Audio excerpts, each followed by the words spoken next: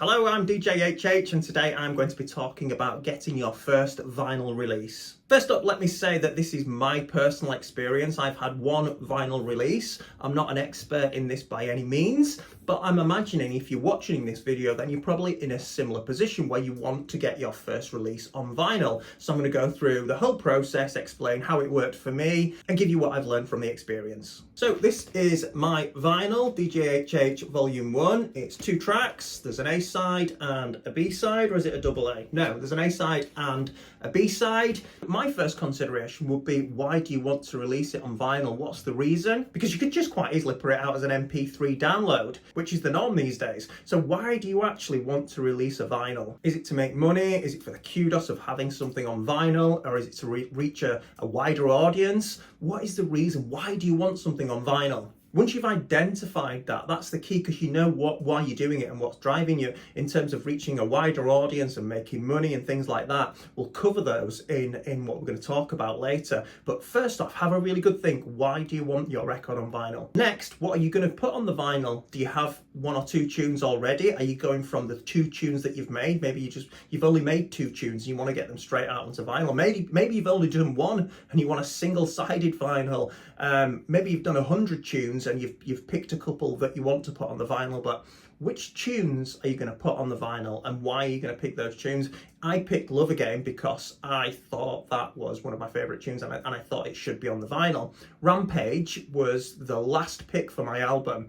I nearly didn't put it on there. I didn't really like it, to be honest, but it got on there in the last minute and it actually got loads of love. It was one of the most popular tunes on the album. So that was just by chance, really.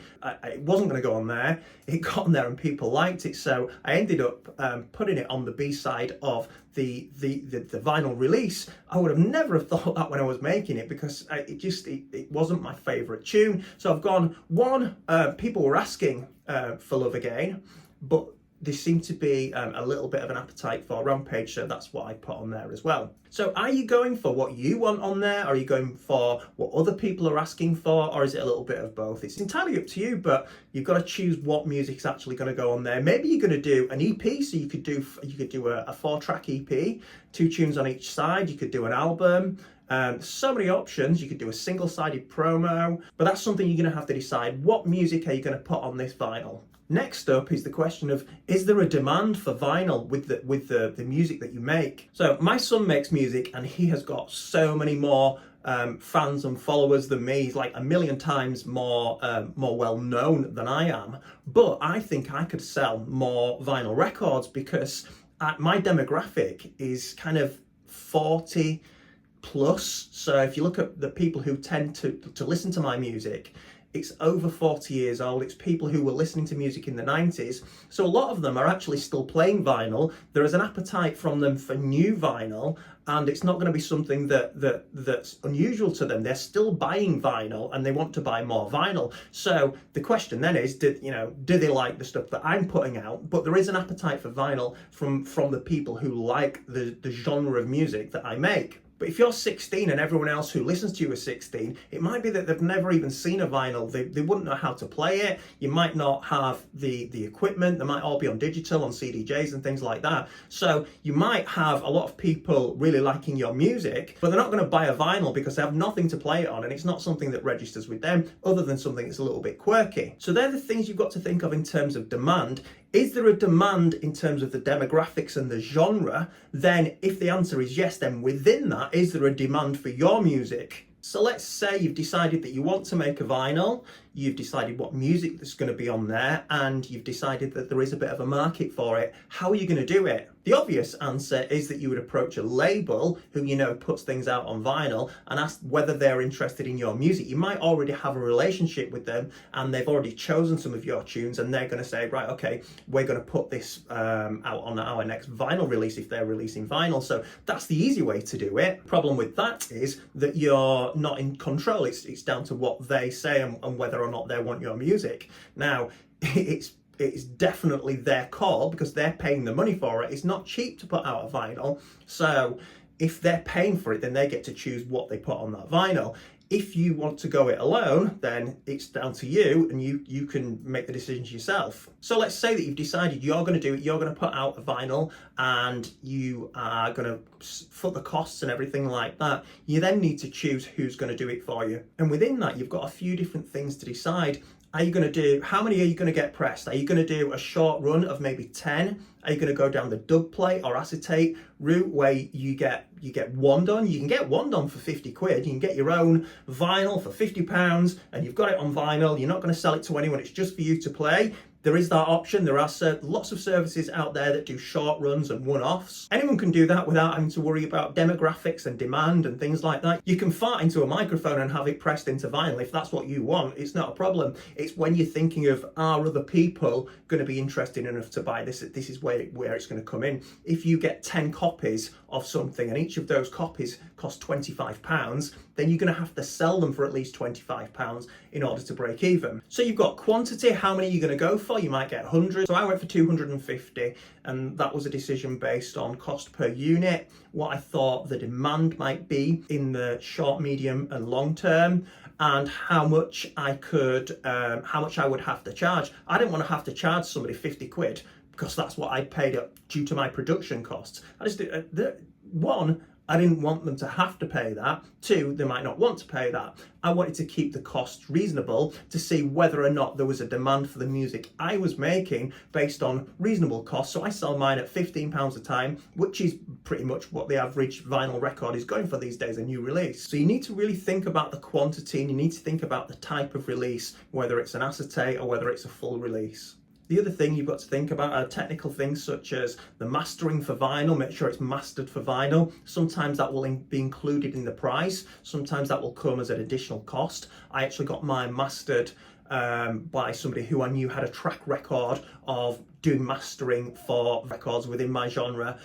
So I trusted their track record, so I went with them. You've also got sample clearance as well. If you're sampling other people's work, some pressing plants will want to know whether you've got sample clearance. Some won't be too bothered, but that is something that you need to think about, whether or not you have got that sample clearance, whether you think you should get that sample clearance. That's a completely different discussion for a different day, but some of the pressing plants will want to know whether or not you've got sample clearance, and they will only press your record if you have. Some will just press whatever you've put out and will leave that down to a decision that's for you. So that technical side of it comes into it as well. If you Google vinyl pressing, you'll come up with so many different options. I narrowed mine down to about 5. I think there was Deep Grooves, there was Breed Media, there were a few different ones that I came up with, and at the last minute I changed my choice because I spoke to someone who had a really good experience with somebody that I hadn't heard of, and he put me onto them, spoke to them, really liked what I heard. So in the end, I went with Phil East of Subpress Records, and that's what my experience, when we talk about how it all worked for me, my experience was with Subpress Records, and it was a really good experience. So once you've got to this stage, you then need to start thinking about the design side of it. They'll ask you if you want white labels or a printed label, and at this point you need to think about what you want on the actual label, what do you want on the sleeve. Is it going to have a full colour sleeve? Is it going to have a full colour label? If you're really good at graphic design, then that might be something that you do yourself. I had 2 options. I really liked the 1991 style hip-hop influenced graffiti stuff that you get in the hardcore scene. I loved that, and that's initially what I was going. It was a choice between 2. What I did go with and that is what I was going towards. But then I found that everyone was doing that, and I wasn't prepared to pay a lot of money for someone to do something that wasn't going to be as individual as I'd liked it to be, because everyone's going for that kind of look. The other thing that I wanted to do, the other option, was something really simple, which was the look of like the kind of the Juicy Cuts and the Jimmy J promo releases, those ones that were a really simple design, and they were always a little bit hard to find, and when you see one, it gave me a similar sort of feeling, but a little bit later within the scene, and that's what I went for. That's what I really like. So I came up with this one here. I put together just like a rough design and sent that over to Phil at Subpress, and he came up with that based on just what I'd said. So that was exactly what I wanted, and that's what I got for that one. So you need to decide what kind of design you want. how that fits into your budget, because unless you're going to design it yourself, you're going to have to pay someone else to design it for you, which again is going to bump up the costs. But if you get something that's really fantastic, it might increase sales. I don't know. I knew exactly what I was going for. I was going for that look, and that's what I went for, and that's from my perspective what's worked for me. You might go for a white label. There's nothing wrong with going for a white label. Just write on it if you need to. There's so many different options. You need to go what's right for you. The other thing is, are you going to set up a label, or are you just going to release a record? So mine technically is on, it's not actually on a label, it's HH001 because it needed a account number, so it's DJ HH Records. So if I wanted to create a label and have just my releases on there, I could do that, or I could have a label and have other people's releases, but I don't really want to do that. It's HH Records, so that is the label, but it's not a label as in a label that signs other artists and things like that. It's just what I needed to do to create the actual release. So that's a consideration. Are you actually going to set up a label, or are you just going to have a label? The next thing is actually paying the money and the costs. You could, if you wanted to, do a pre-order, do some pre-sales. If you have people who already know your music and there is an appetite out there for a vinyl, or even if there isn't, you could say, this is what's coming out in 2 months' time. I'm going to give you a discount, or I'm going to give you a guaranteed copy in case it sells out. And you could do a pre-order like that, so that you've got a little bit money up front to finance the costs. But either way, you're going to have to find a big chunk of money to actually pay for the records if you're going down the self-release route. So I got 250 copies of my record. It cost me roughly £1,300. You can expect to pay anywhere between that and £2,000. So you've got quite a lot of money to pay out up front, and then you've got to cross your fingers and hope that you can sell them, which again comes back down to your goal. What is your financial goal with this? Now, you might not be in it to make money, but I'm assuming you don't want to lose £2,000. My goal was to make enough money to break even. All I wanted to do is to sell enough copies so that I broke even. And the reason was that if I break even on this one, I can then release volume 2, which gets more of my music out there. My goal was to get my music out there. That was it. And especially on vinyl, because I thought there was a market for it. People have been asking me and telling me that there might be a small demand. What I didn't know is whether that demand would be big enough for me to press X number of records. So I went with 250 because I wanted the unit price to be something that I could work with in terms of what I would sell it on to other people. So for me, my goal is just to break even. If I lose 50 quid, no problem. I can't afford to lose £2,000, but I haven't got a problem if I can just about break even, and then I can release volume 2. And that's my goal, is that I want volume 2 to be out there. But you've got to decide what your goal is, and you've also got to decide, if nobody buys it and it costs you 1,200 quid, is it going to be the end of the world? For me, no. It's, I take a chance. I've always worked for myself. I've never really had a stable income, so I've always had that mindset of, you try things, see what happens, and it's just one of those things. So I wouldn't, I don't particularly want to lose lots of money, but all I want to do is just break even, get the music out there, hopefully people like it, and then we can get the next one, and hopefully the next one and the next one, and not only grow my reputation and my contribution to the scene, but grow the scene as well. If the appetite's out there, then well, let's do it. So what you'll do is you'll contact a few different people, you'll get ideas on costs and the services they offer and things like that, and then it's up to you to make a decision on quantity and whether you're actually going to go ahead with it. The next thing is marketing, how you're actually going to sell the record. Do you have a Bandcamp page that you can sell it on? Are you going to sell it on Facebook? Are you going to go around the Facebook groups? What about Discogs? You could sell it on there. eBay. You need to find a way to actually distribute and sell your record. Now, the majority of mine that I sold initially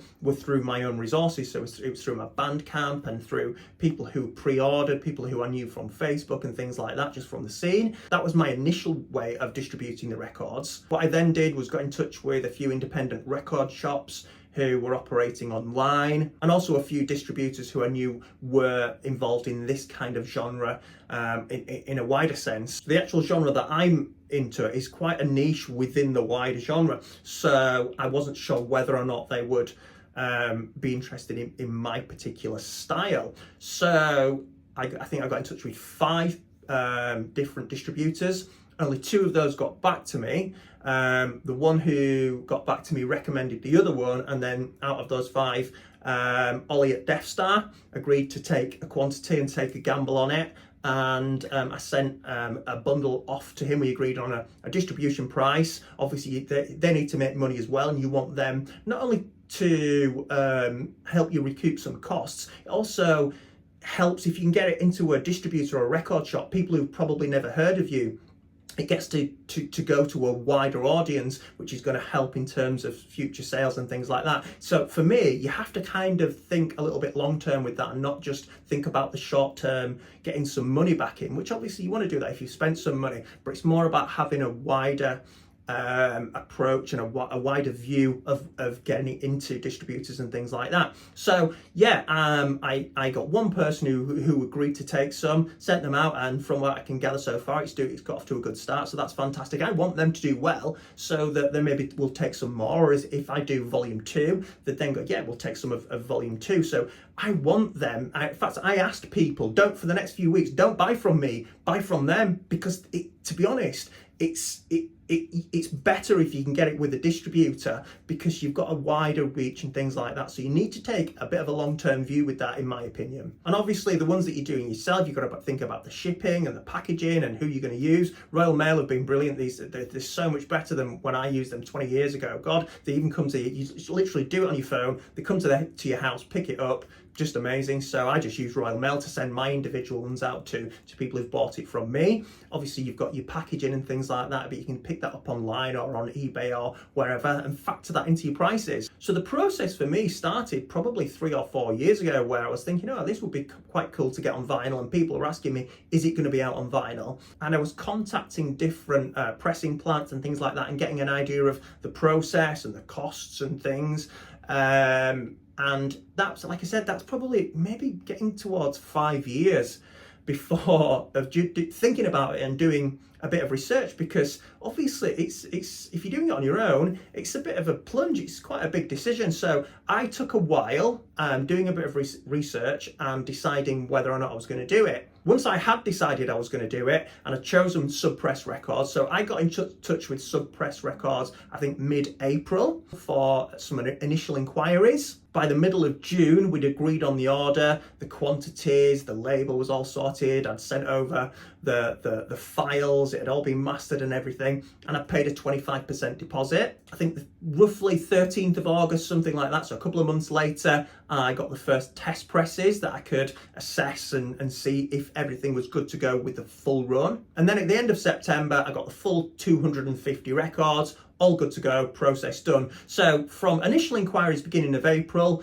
agreement middle of June, to actually receiving the records at the end of September, it was roughly 10-11 weeks from signing the contract to actually receiving the records, which I thought was really good. I was in no rush. That was perfect for me. I could start marketing it and building up some interest and things like that. So that's how it worked for me, and it was a really smooth process. As of now, I'm about 50% of the way, just over 50% of the way to breaking even, which means I'm 50% of the way to getting volume 2 out, which is my major thing. I want my music to be heard by as many people as possible. In fact, that's wrong. I want my music to be heard by as many people as possible who would potentially like my music. I'm not bothered about people who don't like this genre listening to it. Why would I? We're not going to try and convince somebody who likes thrash metal that dance music is better, or vice versa. It's about tapping into a potential audience. That's my goal, to get people to listen to my music who might potentially like it. So final thoughts on this are,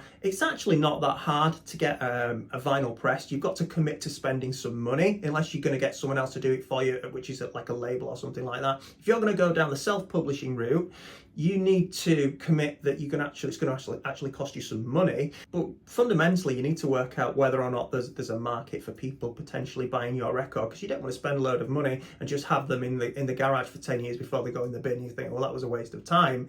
Not only is that, it's a bit demoralizing, it's a bit disappointing, it's a waste of money as well. So you need to, I think the big thing is the process of actually getting a record pressed and published is actually not that hard. The hard bit is actually selling it and making sure that you don't lose a load of money and it's just a waste of time. You're not just doing it just for vanity reasons. So what I would say is the process is really easy. The big thing is finding out whether or not there is a market for vinyl in the genre that you are interested in, that you're going to be putting it out.